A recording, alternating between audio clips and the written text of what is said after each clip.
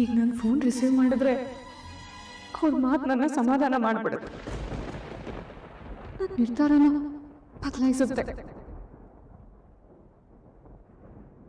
ನಾನು ಈ ಫೋನ್ ತೆಗೆಯಲು ಬೇಡ.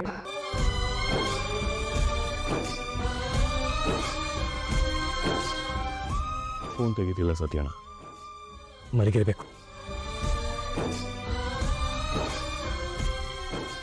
ಡಿಸ್ಟರ್ಬ್ ಮಾಡೋದು ಬೇಡ. ಹೇಗಿದ್ರು ಮನೆಗೆ ಹೋಗ್ತೀನಲ್ಲ, ಮನೆಗೆ ಹೋಗಿ ಮಾತಾಡ್ತೀನಿ.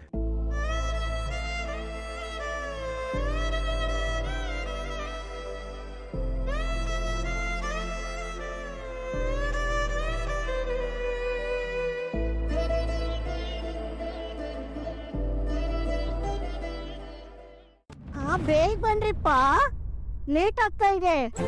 ಹಾ ಬಂದೇಮ್ಮ.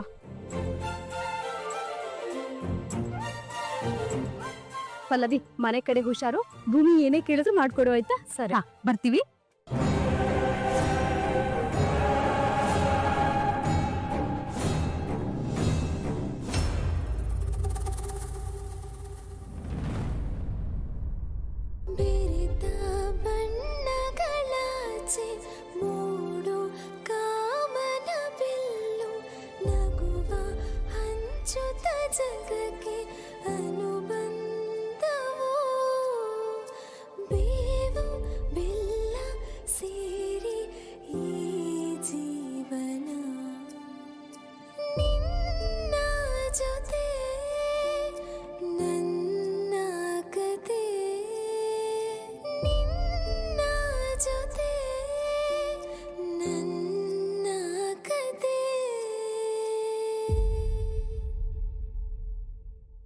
ನೀವು ತುಂಬಾ ಒಳ್ಳೆಯವರು ಸಾಹೇಬ್ರೆ.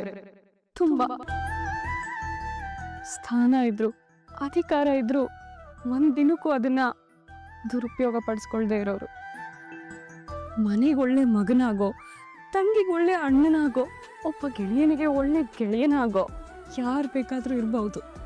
ಆದ್ರೆ ಒಬ್ಳು ಅಸಹಾಯಕ ಹೆಣ್ಣು ಒಂದೇ ಕೋಣೆಯಲ್ಲಿ ಹೆಂಡತಿ ಅನ್ನೋ ಹೆಸರಲ್ಲಿದ್ರು ಒಂದು ದಿನಕ್ಕೂ ಅವಳನ್ನ ಕೆಟ್ಟ ಭಾವನೆಯಲ್ಲಿ ನೋಡದೆ ಇರೋಷ್ಟು ಒಳ್ಳೆಯವ್ರು ನೀವು. ನಿಜವಾಗ್ಲೂ ಸಾಹೇಬ್ರೆ, ನಿಮ್ಮನ್ನ ಕೈ ಹಿಡಿಯೋ ಹೆಣ್ಣು ತುಂಬಾ ಪುಣ್ಯ ಮಾಡಿರ್ತಾಳೆ.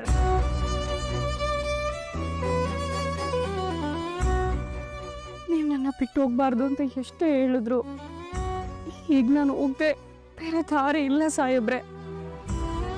ಒಂದು ಹೆಣ್ಣು ಏನನ್ ಬೇಕಾದ್ರೂ ಕಳ್ಕೊಂಡು ಬದುಕ್ತಾಳೆ, ಆದ್ರೆ ತನ್ನ ವ್ಯಕ್ತಿತ್ವನೇ ಕಳ್ಕೊಂಡು ಬದುಕೋದಕ್ಕೆ ಸಾಧ್ಯ ಇಲ್ಲ.